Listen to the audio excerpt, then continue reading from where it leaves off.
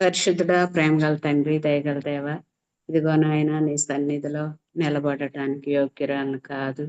ప్రభువా, నన్ను క్షమించి నీవేం మాట్లాడినావో నాకు తెలియదు కానీ ప్రభువా, మీరే మాట్లాడి మహిమా ఘనత ప్రభావాలు తెచ్చుకోమని మీ మాటలు మూటలుగా మాకు ఇచ్చి మహిమా ఘనత ప్రభావాలు మీరే పెట్టుకోమని ఏసునామాన్ని అడిగి వేడుకుంటున్నాం తండ్రి. ఆమె అందరికీ వందనాలండి. మన పరిశుద్ధ గ్రంథంలో లూకాసు వార్త 7వ అధ్యాయం 36వ వచనం. లూకాసు వార్త 7:36. అక్కడ దేవుని వాక్యం ఏమనుందంటే, పరిసయ్యులలో ఒకడు తనతో కూడా భోజనము చేయవలెనని ఆయనను అడిగాను. ఆయన పరిసయ్యుని ఇంటికి వెళ్ళి భోజన పంక్తిని కూర్చుండగా ఆ ఊరిలో ఉన్న పాపాత్మురాలైన ఒక స్త్రీ యేసు పరిసయ్యుని ఇంట భోజనమునకు కూర్చున్నాడని తెలుసుకొని ఒక బుడ్డెలో అత్తరు తీసుకొని వచ్చి వెనుక తట్టు ఆయన పాదముల యొద్ద నిలబడి ఏడ్చుచు కన్నీళ్లతో ఆయన పాదములను తడిపి తన తల వెంట్రుకలతో తుడిచి ఆయన పాదములను ముద్దు పెట్టుకొని ఆ అత్తరు వాటికి పూసెను. ఆయనను పిలిచిన పరిసయ్యుడు అది చూచి, ఈయన ప్రవక్త అయిన ఎడల తన్ను ముట్టుకొనిన ఈ స్త్రీ ఎవతయో ఎటువంటిదో ఎరిగియుండును, ఇది పాపాత్మురాలు అని తనలో తాను అనుకొనెను. అందుకు యేసు, సీమోను, నీతో ఒక మాట చెప్పవలనని ఉన్నానని అతనితో అనగా అతడు, బోధకుడా, చెప్పమనెను. అప్పుడు యేసు, అప్పు ఇచ్చు 2 రుణస్థులు ఉండిరి. వారిలో ఒకడు 500 దేనారములు మరి ఒకడు 50 దేనారములు అచ్చి ఉండిరి. ఆ అప్పు తీర్చుటకు వారి యొద్ద ఏమీయూ లేకపోయెను గనుక అతడు వారిద్దరిని క్షమించెను. కాబట్టి వీరిలో ఎవడు అతని ఎక్కువగా ప్రేమించునో చెప్పుమని అడిగాను.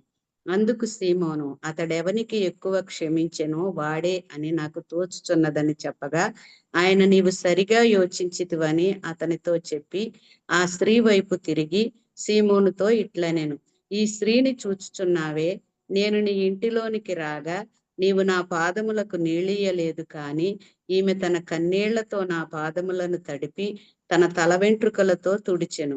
నీవు నన్ను ముద్దు పెట్టుకొనలేదు, కానీ నేను లోపలికి వచ్చినప్పటి నుండి ఈమె నా పాదములు ముద్దు పెట్టుకొనుట మానలేదు. నీవు నూనెతో నా తల అంటలేదు, కానీ ఈమె నా పాదములకు అత్తరు పూసెను. ఆమె విస్తారముగా ప్రేమించెను గనుక ఆమె యొక్క విస్తార పాపములు క్షమింపబడినని నీతో చెప్పుచున్నాను. ఎవనికి కొంచెముగా క్షమింపబడినో వాడు కొంచెముగా ప్రేమించునని చెప్పి, నీ పాపములు క్షమింపబడి ఉన్నవని ఆమెతో చెప్పెను. ఇక్కడ దేవుని వాక్యం చూసినట్లయితే యేసు ప్రభు వారు ఈ భూలోకంలో జీవించినప్పుడు ఆయన సీమోను అనే ఆయన ఇంటికి భోజనానికి పిలువబడటం జరిగింది.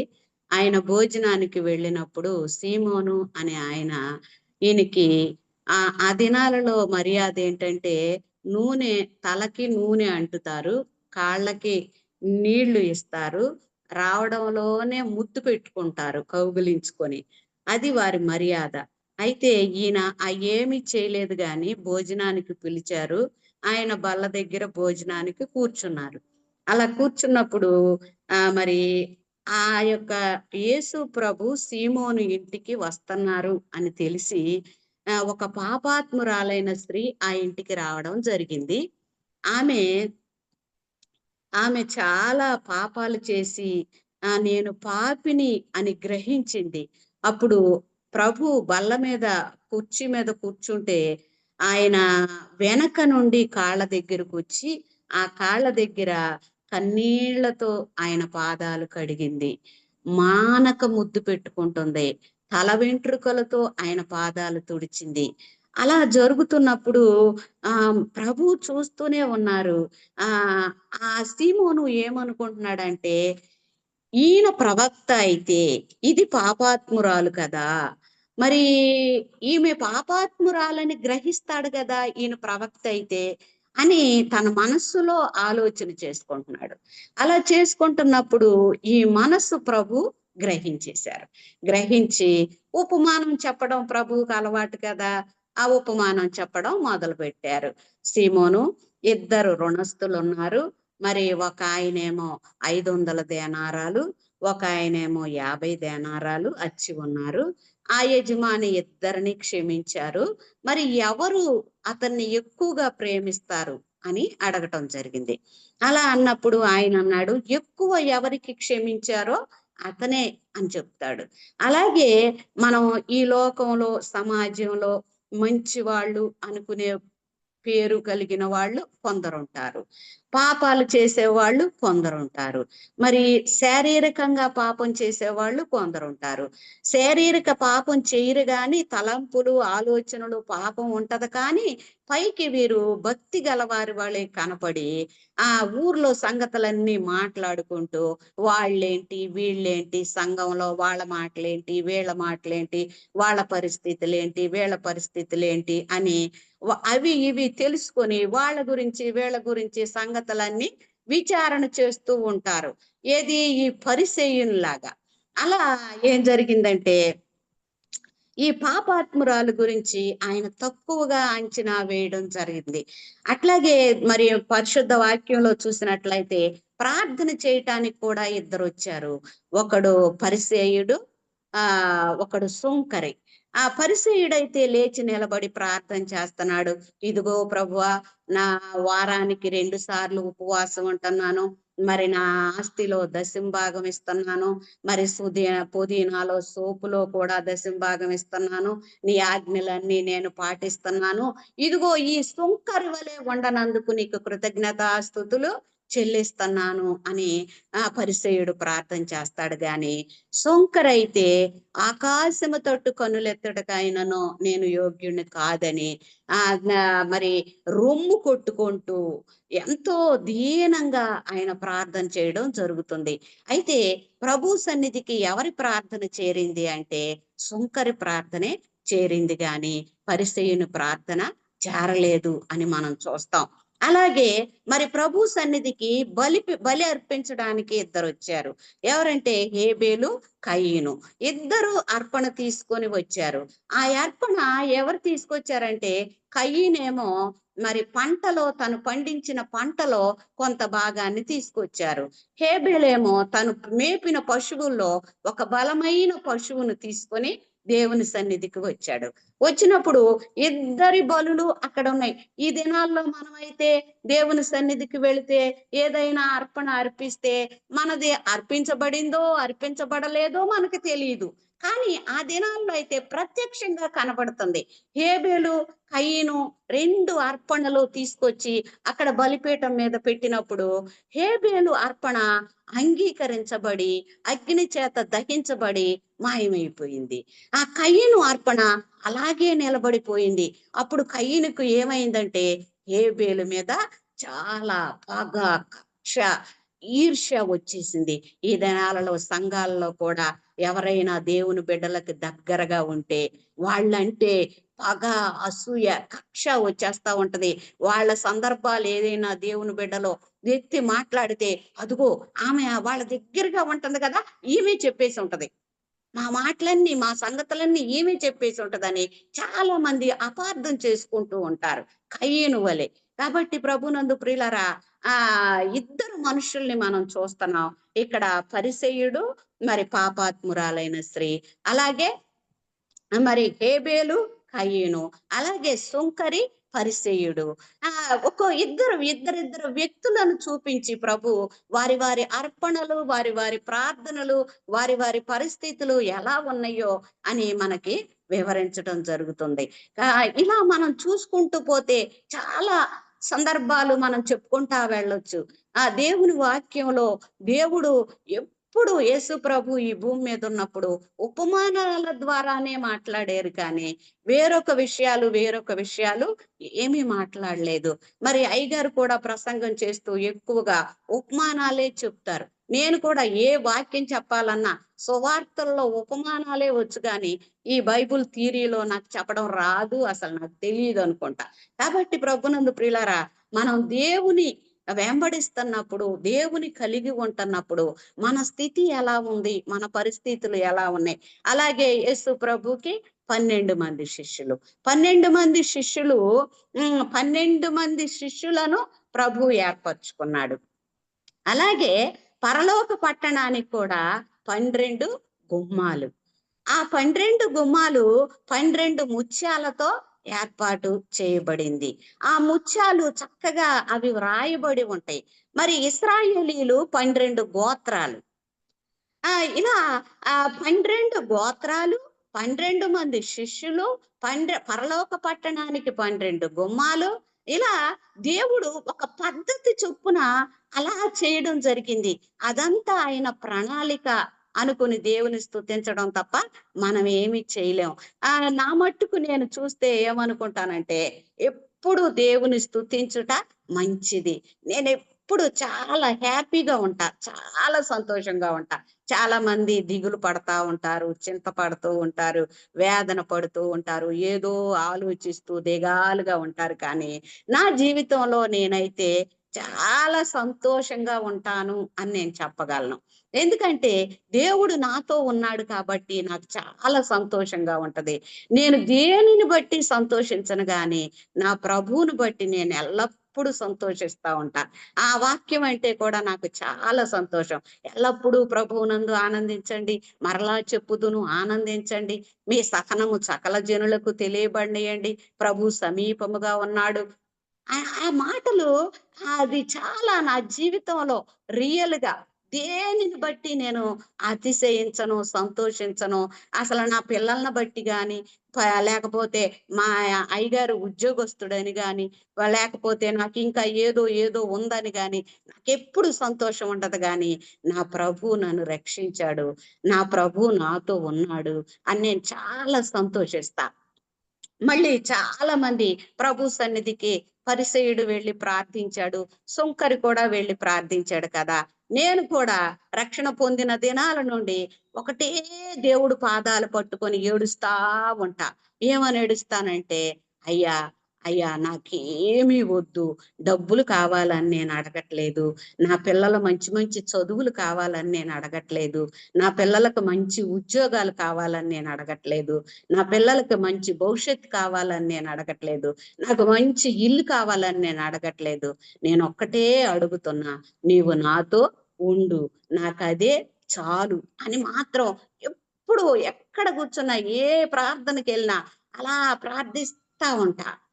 ప్రార్థించి ఏడుస్తా ఉంటా అసలు మళ్ళీ. అయ్యా! ఎప్పుడైనా నువ్వు నన్ను విడిచిపెట్టేస్తావేమో, నన్నెప్పుడు విడిచిపెట్టబాకు. నువ్వు నాతోనే ఉండు, నాలోనే ఉండు. అదొక్కటి మాత్రమే నాకు చాలు అని మాత్రం దేవుణ్ణి అడుగుతా. మరి మొన్న నిన్న అనుకుంటా ఉదయకాలంలో పెద్ద బుజ్జి మాట్లాడుతూ చెప్పారు. దేని మీద నేను ఎవ్వరి మీద ఆధారపడను. నేను కూడా అలాగే ప్రభువుకి నన్ను నేను సమర్పణ చేసుకున్నాను. నాకు కావలసినయి ఎవ్వరిని అడగను. నా ప్రభువుకి చెప్పుకుంటా. నేను రక్షణ పొందిన దగ్గర నుండి నాకేం కావాలో ప్రభువుని అడుగుతా. అది ఎంత చిన్నదైనా సరే నేను సంతోషంగా దాన్ని ఆనందంగా కట్టుకుంటా. ఎలా ఉంటదంటే క్రిస్మస్ ఆరాధన వచ్చిందనుకోండి, మా సంఘంలో ఒక అమ్మాయి ఇళ్ళంపటే పని చేసే అమ్మాయి ఉంది.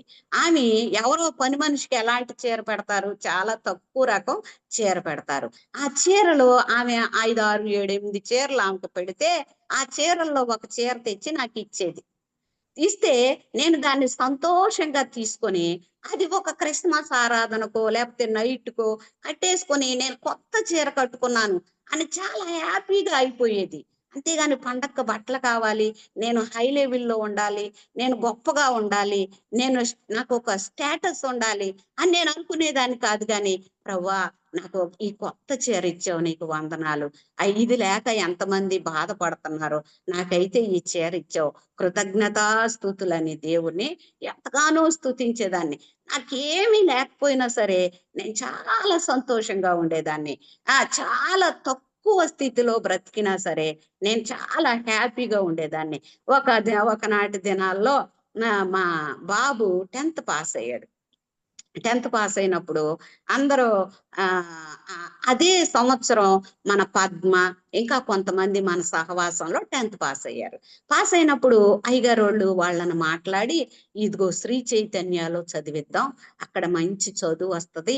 అయితే అక్కడ సంవత్సరానికే 50,000 లక్షో అవుతుందంట. మాకంత స్తోమత లేదు. అప్పుడు నేను అలా మాట్లాడుతుంటే, నేను ఇక్కడికొస్తే నన్ను అంటారేమో, నాకంత స్తోమత లేదు కదా!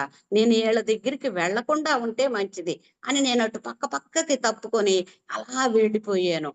మా పిల్లోడిని తీసుకొచ్చి గుడివాడ కాలేజీలోనే రూ. 2000 ఇంటర్ సంవత్సరం చదవడానికి ప్రభు సహాయం చేశాడు. 2 సంవత్సరాలు 2000, 2000 4000తో ఇంటర్మీడియేట్ 2 సంవత్సరాలు చదివేశారు. అలా తక్కువ స్థితిలో ఉన్న ఎంతో సంతోషంగా, హ్యాపీగా, ఆనందంగా ప్రభువా నా కొడుకునైతే ప్రైవేట్ కాలేజీలో చదివిస్తున్నావు. మరి గవర్నమెంట్ కాలేజీలో చదివేవాళ్ళు, అసలు చదివిచ్చే స్థితి లేనోళ్ళు భూమి మీద ఎంతమంది ఉన్నారో అని వాళ్ళని బట్టి చూసుకొని నాకైతే ఈ స్థితి ఇచ్చావు. కృతజ్ఞతాస్తుతులని చెప్పేదాన్ని. అలాగే మేము ఉద్యోగం చేస్తూ సేవ చేస్తున్నాం కాబట్టి చాలా మంది ఉద్యోగాలకు రిజైన్ చేసి వారి బిడ్డలను చదివించుకోలేక, వారికి భోజనం లేక ఎన్నో ఇబ్బందులు పడేవాళ్ళు. నేను అనుకునేదాన్ని సామాన్యమైన స్థితిలో అయినా ప్రభా నా బిడ్డలను చదివిస్తున్నావు. ఒక ముద్ద భోజనం పెట్టుకోగలిగిన స్థితి ఇచ్చావు. కృతజ్ఞతాస్తుతులని రోజు దేవుడి దగ్గర కూర్చొని ఏడ్చేదాన్ని. అలా దేవుని స్తుతిస్తా ఆళ్ళ చదువులయిపోయినియి, ఆళ్ళ వివాహాలయిపోయినియి. ఇప్పుడు ఆళ్ళ పరిస్థితులు ఆళ్ళు చూసుకుంటున్నారు. ఉన్నంతలో సంతోషంగా బ్రతికేశాను నేను. ఆ! ఎందుకంటే దేవుడు నాతో ఉన్నాడు కాబట్టి నేను చాలా హ్యాపీగా బ్రతికాను అనని చాలా సంతోషిస్తా. మళ్ళీ ఇంకొక విషయం నేను దేవుడిని అడిగేదాన్ని. ప్రభా నా బంధువులు నాకు సహాయం చేస్తే వాళ్ళ వల్లే నేను గొప్పదాన్నయ్యాను అంటారేమో.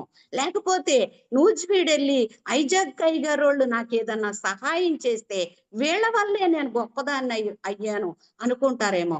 లేకపోతే ఇంకొకళ్ళు నాకు సహాయం చేస్తే వీళ్ళ వల్లే నాకు సహాయం నేను గొప్పదాన్ని అయ్యాను అనుకుంటారేమో. ఎవ్వరి సహాయం నా పుట్టింటోళ్ళు నాకు సహాయం చేస్తే వీళ్ళ వల్ల నేను గొప్పదాన్ని అయ్యాను అనుకుంటారేమో. అత్తగారింటోళ్ళు సహాయం చేస్తే వీళ్ళ వల్ల నేను గొప్పదాన్ని అయ్యాను అనుకుంటారేమో.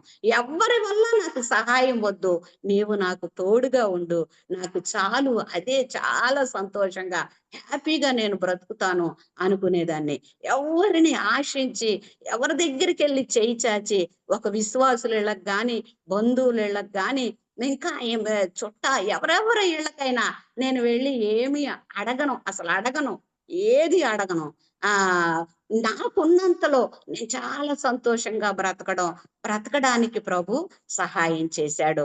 ఉన్న స్థితిలోనే చాలా ఆనందంగా, ఉన్న స్థితిలోనే చాలా హ్యాపీగా నేను జీవించడానికి ప్రభు సహాయం చేశాడు. మరి ఇలా దేవుని మాటలు వింటున్నప్పుడు, దేవుని బిడ్డల దగ్గరికెళ్ళినప్పుడు, వాళ్ళ మాటలు మోసుకొని నేను అలా బ్రతకడానికి అది నాకు చాలా సంతోషంగా ఉంటది. ఇప్పటికి నేను సుమారు 30 సంవత్సరాల పైనుంచే నేను నూజివీడు వస్తున్నాను. వచ్చినప్పుడు నా మనస్సు ఆనందంగా ఉంటది. సంతోషంగా ఉంటది. అసలు పరమానందంగా ఉంటది. అక్కడికెళ్ళి నేనేమనుకుంటానంటే, ప్రభువా నాకీ స్థితి ఇచ్చావు. మళ్ళీ నాకీ ఆరోగ్యం ఇచ్చావు. నీ సన్నిధికెళ్ళే ఆరోగ్యం ఇచ్చావు ప్రభువా. నీకు కృతజ్ఞతాస్తుతులని ఎంతో సంతోషంగా దేవుని సన్నిధిలో ఉండటానికి ప్రభు సహాయం చేస్తున్నారు. నాకు ఒకవేళ నా పిల్లలు ఉన్నతమైన స్థితిలో దేవుడు ఇప్పుడు పరిస్థితులను బట్టి దాన్ని బట్టి నేనసలు ఎప్పుడు అది నేను ఆలోచించను, అతిశయించను, నాకేంటనుకోను. ఎవరు దీనంగా ఏదో ఒక చీర ఎవరో ఒకళ్ళు పెడతారు. అది చూసి నేను చాలా సంతోషంగా అది కట్టుకొని చాలా హ్యాపీగా ఫీల్ అవుతా ఉంటాను. కాబట్టి దేవుని కలిగి మనం బ్రతకడం, దేవుని కలిగిన వారు బలం కలిగి గొప్ప కార్యాలు చేస్తారు అన్న మాట నిజంగా దేవుణ్ణి మనం కలిగి ఉంటే అంతకు మించిన గొప్పతనం ఈ భూలోకంలో ఏమీ లేదు. కాబట్టి ప్రభునందు ప్రియులారా, దేవుణ్ణి మనం కలిగి ఉన్నాము, రక్షణ భాగ్యం మనం కలిగి ఉన్నామంటే అదే మనకి ఎంతో ధన్యత, ఎంతో సంతోషించవలసిన విషయం. అంతకు మించిన సంతోషం ఈ భూమి మీద ఏమీ లేదు. అలాగే ఇక్కడ పాపాత్మురాలైన స్త్రీ ఎలా ప్రేమించింది ప్రభువుని, ఎలా తను తాను తగ్గించుకుంది, ఎలా గోజాడుకుంది. నాకు అనిపించేది, నా యొక్క ప్రార్థన అనుభవం చూస్తే నాకు చాలా ఒక ఏదైనా సమస్య వస్తే నాకు చాలా సంతోషంగా ఉండేది. ఆ సమస్య పట్టుకొని దేవుని దగ్గరికి వెళ్ళేదాన్ని. పోరాడి పోరాడి ప్రార్థించేదాన్ని దాని విషయమై. ఎంత ఒక వారం రోజుల్లో అది సాల్వ్ అయిపోయేది. ఆ సాల్వ్ అయిపోయి ప్రభువు మాట్లాడడం జరిగేది ఆ సమస్యను బట్టి. అప్పుడు నాకు చాలా హ్యాపీగా ఉండేది. ఒక నెల దినాలు ఆ మాటను పట్టుకొని చాలా సంతోషంగా ఉండేదాన్ని. ఆ తర్వాత మళ్ళీ భక్తి చప్పబడిపోయినట్టుగా ఉండేది. అప్పుడు మళ్ళీ ప్రభు దగ్గరికెళ్ళి, "ప్రభువా, నా భక్తి ఏంటో చప్పగా ఉంది. ఉప్పు లేని కూరలాగా, రుచి లేకుండా ఉంది ప్రభువా. అసలు ఏం ప్రార్థన చేస్తున్నాను గాని, అలవాటు ప్రార్థన వల్లించే ప్రార్థనే గాని, ఆత్మతో ప్రార్థన, రుచికరమైన ప్రార్థన నాకు లేదు ప్రభువా. ఏదైనా ఒక సమస్య పంపించు ప్రభువా. అప్పుడు నేను నీ దగ్గరికి మళ్ళీ గట్టిగా వస్తాను, పోరాడతాను, ప్రార్థిస్తాను. అప్పుడు నువ్వు నాతో మాట్లాడతావు. అప్పుడు నాకు మళ్ళీ ఆ ఉజ్జీవం, సంతోషం వస్తుంది" అని నేను ప్రభువుని అడుగుతా ఉండేదాన్ని. అలా ఎక్కడికి వెళ్ళినా నాతో ఒక్క మాట మాట్లాడు ప్రభువా అనే అనుభవం. మరి ఒకసారి మైమర్చిపోండి కార్యక్రమానికి రావడం జరిగింది. అక్కడ ఏదో ఒక ఊర్లో ఒక గుండాయన ఒక పాట పాడాడు. ఆయన ఏమని పాడాడంటే, "నాకున్న మనుజులెలా నన్ను విడిచిన, నా దేవా ఎప్పుడైనా నన్ను మరచితివా." ఆ మాట నన్ను పట్టుకుంది. పట్టుకొని ఇంకా ఏం పాటలు పాడుతున్నారో, ఏం వాక్యం చెప్తున్నారో ఇక అదేం తెలీదు. ఏడుతుంటే ఇక అంతా కూటమైపోయింది. "ఇక లెగమ్మా ఇంకేం ఏడుత్తావు ఎళ్దాం నడు" అన్నారు. ఇక గబగబా వచ్చి ఏదో వాహనం వేసుకొచ్చాం గదా! అది ఎక్కేసా. అట్లా ఎక్కడికి వెళ్ళినా "ప్రభువా, నాతో ఒక మాట మాట్లాడు" అని అడగడం నాకు అలవాటు. నూజివీడొచ్చినా సరే, "ప్రభువా, నాతో ఒక మాట మాట్లాడు" అని అడగటం అలవాటు. మరి ఏ విషయం ప్రభు మాట్లాడాడో ఆ మాట నేను చకచకా పేపర్ మీద రాసుకుంటాను నా బుక్‌లో. ఆ మాట రాసుకొని, ఆ మాటను తెచ్చి నేనిక్కడ ప్రార్థన మొదలుపెట్టుకుంటా. ఆ మాట ప్రార్థించి జయించి అలా ప్రభువు ఎన్నో విషయాలు మాట్లాడడం నా నా అనుభవంలో నాకు తెలుసు. అలాగే అబ్రామయ్య గారు చనిపోయారు. చనిపోయినప్పుడు కూడా నేను నెల రోజులు ఉదయకాలం ఏడుస్తున్నా, మధ్యాహ్నం ఏడుస్తున్నా, రాత్రి కాలం ఏడుస్తున్నా, ఏడుస్తా ఉన్నా. తెల్లవారుజాము లెగిసి 4 గంటలకి మెలుకువ వచ్చింది. లేచి కూర్చొని ఏడుతున్నా. ప్రభువు వచ్చారు నా దగ్గరికి. ఏడుస్తున్నా నేను. "నీ ఏడుపు నువ్వు ఏడుసుకో. నేనెళ్తున్నానులే" అన్నారు. ఆ! ప్రభువు ఎళ్తామేంటి? అని ఆగిపోయి, "ప్రభువా, నేనిక ఏడవను. మీరెళ్ళిపోబాకండి. నా దగ్గరే ఉండండన్నా." అని ఇకంతే అప్పుడు కట్టడిపోయింది. ఇప్పటి వరకు అబ్రామయ్య గారి కోసం ఒక్క కన్నీటి బొట్టు కూడా నేను కార్చిన స్థితి లేదు. ఇక అప్పుడే ఏడుపు పోయింది. అట్లా ప్రభువు మాట్లాడాలి. ప్రభువు నన్ను దర్శించాలి. నాతో ఒక్క మాటైనా మాట్లాడాలి. ఎక్కడికెళ్ళినా, ఏ విషయమైనా నేనెక్కడికైనా వెళ్తున్నాననుకో, అప్పుడు నేను ప్రభువుని అడుగుతా. "ప్రభువా, నేను పలానా చోటకెళ్తన్నాను. ఏ చీర కట్టుకోను" అని అడగటం నా అనుభవం. ఆ! "ఫలానా చీర కట్టుకో" అని ప్రభువు చెప్పారనుకో, ఆ చీర కట్టుకొని చాలా సంతోషంగా, హ్యాపీగా నేను ప్రభు చిత్తంలో ఉన్నాను అని చాలా హ్యాపీగా ఎళ్లి వచ్చేస్తా. ఎందుకంటే ప్రభు నాతో ఉన్నారు అన్న అనుభవం. అలాగే ఒకసారి అక్టోబర్ 17 తారీఖు అయ్యగారు నవంబర్ 5న చనిపోతారు. అక్టోబర్ 17 తారీఖు ఆయనేమన్నారంటే, ఆగస్టు 15 నా పుట్టినరోజు. "అది మీ పుట్టినరోజు గదా!" అని ఎవరైనా అంటే, "ఛీ! లోకస్తులారా, నాది ఆ పుట్టినరోజు ఎందుకవుతది? నా పుట్టినరోజు అక్టోబర్ 17. అది నాకిష్టమైన రోజు. ప్రభువు నన్ను దర్శించిన రోజు. నాకు చాలా సంతోషం" అని అది చాలా ఇష్టపడేవాళ్ళాయన. అప్పుడేమన్నారంటే, ఇంక చనిపోతారనగా, "నా పుట్టినరోజు వస్తుంది కదా! మీరేమి చెయ్యరా నాకు పార్టీ" అని అడిగారు. అడిగితే పిల్లలనందరిని అడుగుతున్నారు. నన్నడుగుతున్నారు. సరే పిల్లలందరూ అన్నారు, "అయ్యగారు ఇలా అడుగుతున్నారమ్మా, మరి ఏం చేద్దామంటే" "అరే! నేను కూడా ఒక రూ. 100 ఇస్తాను. మీరు కూడా తలా రూ. 100 తీసుకొని ఒక కేకు, ఒక బొకే, ఒక దండ, శాలువా కొనుక్కురండి. అయ్యగారు ఏంటో మరి ఇష్టంగా అడుగుతున్నారు కదా! అది చేద్దాం" అనన్నా. అది ఆదివారం వచ్చింది. ఆదివారం వస్తే అప్పుడు నేను, "ప్రభువా, నేను ఈరోజు ఏం చీర కట్టుకోను" అని అడిగా. అడిగితే ప్రభు అన్నారు, "నీకున్న చీరలన్నిటిలో కాస్ట్‌లీదేదో, బాగా మంచి చీరేదో ఆ చీర కట్టుకో" అన్నారు. నేననుకున్నాను, ఈయనేదో పిచ్చతనంగా ఆదివారం నాకేం చేస్తారని ఈయన అడుగుతున్నారు. మేము కూడా ఏదోలే చేద్దాం అని అనుకుంటున్నాము. ఏదో పెళ్లికో, ఫంక్షన్‌కో, పార్టీకో వెళ్ళినట్టు మంచి చీర కట్టుకోమంటున్నారు ప్రభు. అమ్మో! ఏమనుకుంటారు మనుషులు? ఆ! మొఖాలు మూతులు ఇరుత్తారు, పెదాలు ఇరుత్తారు. ఇట్లా అట్లా అనుకుంటారు అనేసి నేను ఏదో ఒక చీర ప్రభు మాట వినకుండా ఏదో ఒక చీర తీసుకొని కట్టుకున్నా. కట్టుకొని అయిపోయింది ఫంక్షను. నవంబర్ 5 ఆయన చనిపోయారు. ప్రభువా నువ్వెందుకేనా నాతో ఆ మాట మాట్లాడావు. నీ మాట నేను వినలేదు. బాగా ఏడ్చా. కాబట్టి ప్రభువుకు తెలుసు. మన పరిస్థితులు తెలుసు. మన స్థితిగతులు తెలుసు. మనకేం జరుగుతుందో తెలుసు. ఏం జరగబోతదో కూడా ఆయనకి తెలుసు. మనకైతే ఏమీ తెలీదు. కాబట్టి మనం ఏ పని చేసినా ప్రభువుని అడిగి, ప్రభువుని సంప్రదించి, ప్రభువుతో సహవాసం చేసి అడగటం చాలా ఇష్టం. కాబట్టి దేవుని దగ్గర పొందుకున్న అనుభవాలు, ప్రార్థనలు అంటే నాకు చాలా ఇష్టం. వాక్యం చెప్పడం కూడా మరి ఆమె దయ్యం పట్టింది ఆమె కుమార్తెకి. మరి ఆమె ఎంతో దేవుడు వెంటపడి అడిగితే మనుషులు తినే ఆహారం కుక్కలకు వేయట యుక్తం కాదు అన్నప్పుడు, కుక్క పిల్లలు కూడా బల్ల మీద నుండి పడే రొట్టె ముక్కలు తింటాయి కదా అని ఆమె ఎలా తగ్గించుకొని దీనంగా అడిగింది. ఈ పాపాత్మురాలైన స్త్రీ కూడా ప్రభువుని ఎలా పోరాడి ప్రార్థించింది.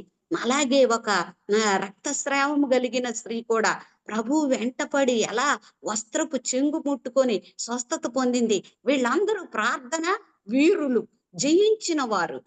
కాబట్టి మరి అయ్యగారు కూడా లోకానుసారంగా బ్రతుకుతున్నప్పుడు కూడా నాకు చాలా రోషం వచ్చి, ప్రభువా నువ్వు గొప్ప దేవుడు కదా, ఈయన్ని మార్చడం నీకు అసాధ్యం ఏంటి? ఈయన్ని మార్చగలవు. ఏ చెయ్యెత్తి అయితే నిన్ను తిట్టారో అదే చెయ్యెత్తి యెహోవాయే దేవుడు, యేసుక్రీస్తే నిజమైన రక్షకుడు అని చెప్పే సాక్షిగా చెయ్యాలి ప్రభువా అని నేను ఆయన కోసం ప్రార్థన చేయడం, ఆయన మారు మనసు పొందడం, ఆయన సేవకుడు అవడం, దేవుని వాక్యం చెప్పడం జరిగింది. వాక్యం చెప్పే దినాలలో నేను చెప్తే విశ్వాసులు అనేవాళ్ళు, ఆ అక్క బాగా చెప్తున్నారు, అయ్యగారోళ్ళు మాటలన్నీ చక్కగా చెబుతున్నారు, అన్నయ్య చెప్తుంటే అర్థం కావట్లేదు అనేవాళ్ళు. అప్పుడు నేనేమనుకున్నాను, ప్రభువా నేను సేవకురాలు, నేనేమన్నా సేవకుడునా? నేను వాక్యం చెప్తే బాగుంటుంది అంటున్నారు, కాబట్టి నేను చెప్పను అనేసి నేను వాక్యం చెప్పడం కంప్లీట్ మానేసి ప్రభువా ఆయన్నే బలపరిచి వాడుకో. ఎలా వాడుకుంటావన్నది నాకు తెలీదు. వాక్యం చెప్పడం నేర్పించు, ప్రార్థించడం నేర్పించు, ఏం చేస్తావో నాకు తెలీదు. ఆయనకే నువ్వు నేర్పాలి, ఆయనే వాడబడాలి, ఆయనే సేవకుడు. అబ్రామయ్య గారు సేవకుడు అంటారు కానీ నన్ను సేవకుడు అంటారా? కాదు ప్రభువా, నేను వాడబడొద్దు, ఆయనే వాడబడాలి అని మొండికి తిరిగి దేవుడికి ఆయన వాక్యం చెప్పి అంతసేపు నేను ప్రార్థన చేసేదాన్ని, మిగతా అప్పుడు కూడా ప్రార్థన చేసేదాన్ని. మరి చాలా మంది పిల్లలు స్కూల్కి వెళ్ళిపోయిన తర్వాత ఏయేయో పనులు చేసుకుంటారు కానీ నేను అది ఒక డ్యూటీ లాగా పిల్లలు వెళ్ళిపోవడంలోనే అంచెలంచెలుగా ఒక్కొక్క బిడ్డ కోసం, తన ప్రయాణం కోసం, తన చదువు కోసం, తన పరిశుద్ధత కోసం, తన జీవితం కోసం, దేవుని యందు నేను ఏమి అడిగేదాన్ని కాదు నా పిల్లల కోసం. ప్రభా జ్ఞానమి, తెలివి, నీ యందు భయభక్తులు కలిగిన జీవితమే అవి చాలు. అవి ఉంటే నా బిడ్డలు ఎక్కడికి వెళ్ళినా నీ కోసం బ్రతుకుతారు ప్రభువా అని అడిగేదాన్ని. అలాగే ఆయన కూడా ప్రభా ట్రైన్లో వెళ్ళి రావడం అంటే చాలా కష్టం. రకరకాల మనుషులు ఉంటారు. సాక్ష్య జీవితం నిలబెట్టుకోవడం చాలా కష్టం.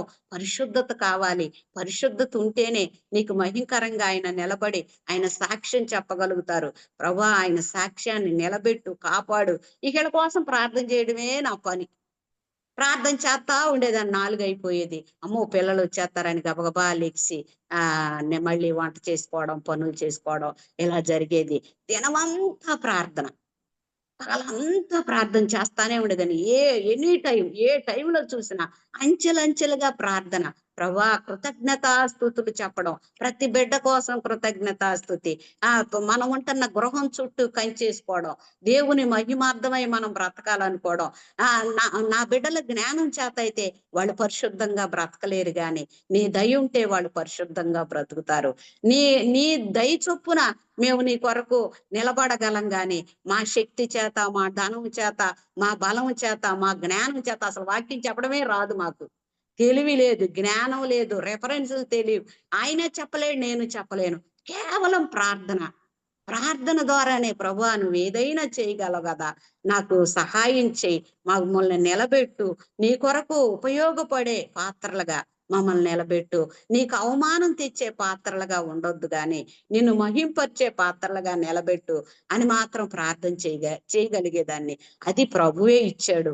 నా అంతటి నేనైతే చేయలేను, గాని ప్రభు అలా ప్రేరేపించి ప్రార్థన చేయడం జరిగింది. కాబట్టి ప్రభునందు ప్రియులరా, గుడివాడ వచ్చినప్పుడు కూడా నేను ప్రార్థన చేశా. ఎందుకు నన్ను ఇక్కడికి పంపించావు, ఎందుకు ఉండాలి నేను ఇక్కడ, అసలు ఏంటి ఎవ్వరు లేరు, ఒంటరిగా దినమంతా ఏడత్తమే నా పని, ఏడిపోయినా నా జీవితం, ఏంటయ్యా నన్ను ఎందుకు తీసుకొచ్చావు అని ప్రభు మీద పోట్లాడడం జరిగింది. పోట్లాడితే అప్పుడు ప్రభు అన్నారు, ఇదిగో మరి రాజుగారు ఉంటారు, ఆయన ఆయా పటాలాలు ఉంటాయి అని చెప్పారు. అంటే ఆ ప్రాంతానికి వెళ్ళినప్పుడు ఆ గృహంలో ఉంటారు, ఉండి అక్కడ ఉన్న రాజకార్యాలన్నీ ఆయన చూసుకొని ఎన్ని దినాలు ఉండాల్సి వస్తారో అన్ని దినాలు ఇక్కడ ఉండి ఆ పనులు చూసుకొని వెళ్ళిపోతారు. అలాగే ఐజక్కయ్య గారిని చూపించి మరి ఆయన దేవుని కార్యాలు చేయడానికి ఇటు ప్రాంతం వస్తారు. వచ్చినప్పుడు అప్పుడు వచ్చి ఈ ఇల్లు ఆయనదే, ఆయన ఉపయోగించుకుంటారు. నీ పని ఏంటి, రోజు లేవడం, పక్క దొలపడం, మంచినీళ్ళు కుండలో మంచినీళ్ళు పెట్టడం, దుప్పటి నీట్గా వేయడం, ఇల్లు ఉడవడం, అన్ని సదరటం, ఆయన ఎప్పుడు వస్తాడా అని చూసుకోవటం. ఇంకా నేను ఇక ఐజక్కయ్య గారు ఎప్పుడు వస్తారా మా ఇంటికి అని చూసుకునేదాన్ని. ప్రభు ఇలా చెప్పిన తర్వాత చాలా సంతోషంగా ఉండేది. అయ్యగారు వచ్చి మా ఇల్లు ఉపయోగించుకొని వెళ్తే ఒకసారి ఏం చేశారంటే, అయ్యగారు ఎక్కడో చనిపోయిన చోటకి వెళ్ళారు, వచ్చి స్నానం చేశారు. స్నానం చేస్తే నా మనసు ఆనందంగా ఉప్పొంగిపోతుంది. అయ్యా ఇది నీ ఇల్లే, ప్రభు చెప్పారు నువ్వు ఉపయోగించుకుంటావని. చాలా ఇడిసిన బట్టలు ఇక్కడే పడేసి వెళ్ళిపోయారు. వెళ్ళిపోతే నేను వాటిని నీట్ గా ఉతికి మళ్ళీ ఒక ప్యాక్ చేసుకొని అవి తీసుకెళ్తే, అయ్యా మొన్న బట్టలు అక్కడ వదిలేసి వచ్చారయ్యా అని అంటే, అయ్యగారు నవ్వి అన్నారు, అది పనికిరాదులే అందుకే వదిలేశాను, ఉంచుకో అన్నారు. ఇంకా అది మళ్ళీ జాగ్రత్తగా తీసుకొచ్చుకొని దాచుకున్నా నేను. అట్లా ఏ పని చేసినా అలా అలా దేవుడు చెప్పి ఆ పని చేస్తుంటే చాలా ఆనందంగా, చాలా సంతోషంగా, నా హృదయం ఆనందంగా తేలిపోతా చాలా సంతోషంగా ఉంటది. ఇప్పటికీ నేను తెల్లవారుజాము లెగిసి ప్రార్థిస్తూ ఉంటా. ఏమని ప్రార్థిస్తానంటే, ప్రభా సృష్టికర్త అయిన యెహోవా, సముద్ర జలాల మీద మరి భూమికి పునాది వేసావంట, అగాధ జలాల మీద దాన్ని స్థిరపరిచావంట. ప్రభా ఈ భూమి మీద ఎన్ని దేశాలు ఉన్నాయి ప్రభా, నీకు స్తోత్రం అయ్యా. మా భారతదేశంలో ఈ పనికిరాని దాన్ని నన్ను ఇక్కడ పుట్టించావయ్యా, స్తోత్రం అయ్యా. అమెరికా దేశం ఇచ్చావు, స్తోత్రం.